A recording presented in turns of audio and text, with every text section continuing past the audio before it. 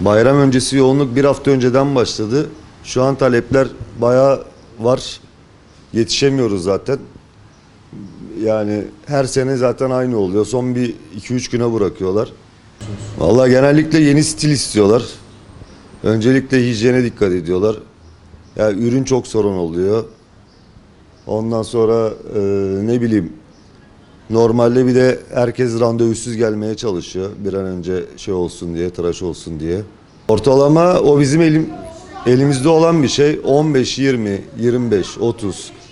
Yani o zamana yayılıyor. Geç saatlere kalırsak 20'yi de buluyor, 25'i de buluyor. Oldu mu? Ya bence herkes abartıyor da çok bence olmadı ya. 50 TL fark var. Hani 350 idi 400 oldu. Saç sakal 600 oldu. Geçen sene 500'dü. Ya yeni yıldan yeni yıla yapılıyor ortalama. Bir de ara zam oluyor. Yani bizler için zorluk olmaz. Onlar için zorluk olur. Yani istediği tıraşlar olmaz zaten. Hangi berbere giderse gitsin istediğine ulaşamaz. Yani o bir saatlik, yarım saatlik dilimi çok şey yapamazlar yani. Hem mükemmel olsun hem 5 dakika olsun olmuyor.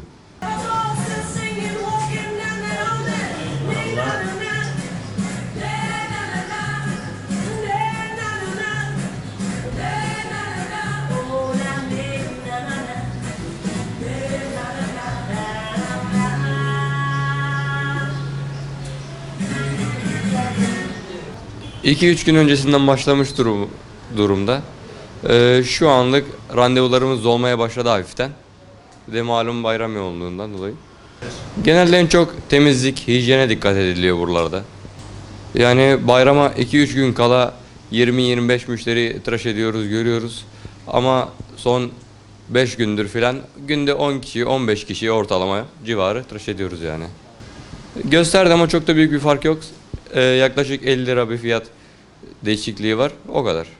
Geçen sene 350 ise şu an 400 lira saç tıraşımız. Saç sakal 500'dü, şu an 600 lira. Son güne bırakmamalarını tavsiye ederim. Çünkü o yoğunlukta ilgi alaka daha çok azalıyor. O yoğunlukta daha çok da ilgilenemediğimiz için o yüzden 2-3 gün öncesinden olurlarsa daha iyi olur.